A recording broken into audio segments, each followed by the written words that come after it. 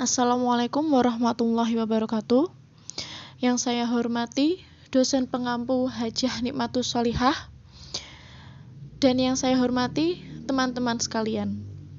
Di sini saya akan mempresentasikan sebuah makalah yang berjudul Nasih dan Mansuh dalam Al-Quran, dan yang disusun oleh Hamidatul Afifati Fauziah dan Malindo Anggreni Puspitasari. Rumusan masalah: 1. Apa pengertian dari nasih dan mansuh? Yang kedua, apa saja problematika nasih dan mansuh? Yang ketiga, apa urgensitas nasih dan mansuh dalam studi Al-Quran? Tujuannya ada 3. 1. Untuk mengetahui apa pengertian dari nasih dan mansuh.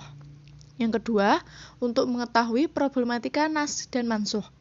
Yang ketiga, untuk mengetahui urgensitas dari nasih dan mansuh. Definisi nasih dan mansuh ada 2, yakni makna nasih dan makna mansuh. Rukun nas dibagi menjadi 2, ada nas syarih dan nas dhimmi.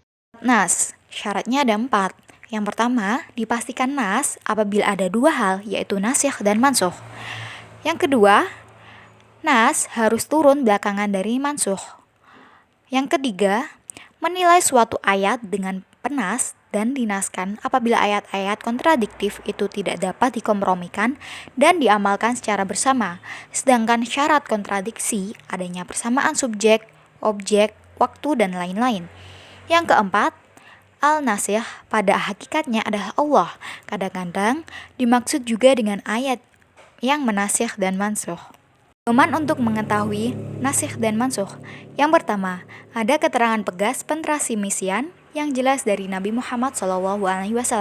Yang kedua, konsensus ijma umat bahwa ayat ini nas dan mansuh.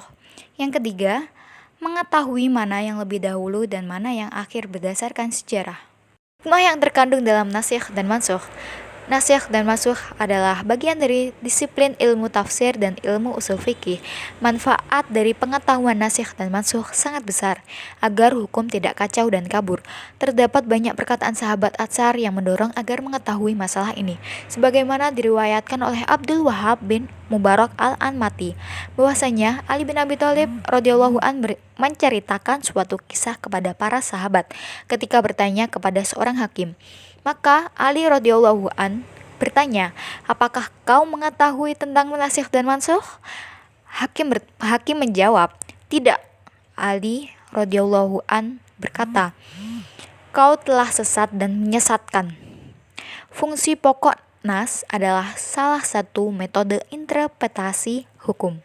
Adanya kajian keislaman yang bersifat prinsipil seperti nasakh untuk mencari kebaikan dan kemudahan untuk umat, karena jika hukum beralih kepada hal yang lebih berat, maka di dalamnya terdapat tambahan pahala.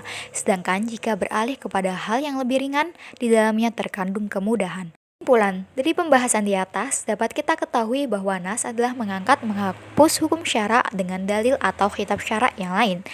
Dalam nas dilakukan syarat, yaitu hukum yang mansuh adalah syara. Dalil penghapusan hukum tersebut adalah hukum syar'i yang datang lebih kemudian dari khitab yang mansuh, dan khitab yang dihapus dan diangkat hukumnya tidak terikat atau dibatasi dengan waktu tertentu. Dalam hal ini nas adalah Al-Quran dapat dibagi menjadi 3 bagian: nas Al-Quran dengan Al-Quran, nas Al-Quran dengan sunnah, nas Al-Quran dengan sunnah. Sekian pembahasan dari kelompok kami, kurang lebihnya mohon maaf. Wassalamualaikum warahmatullahi wabarakatuh.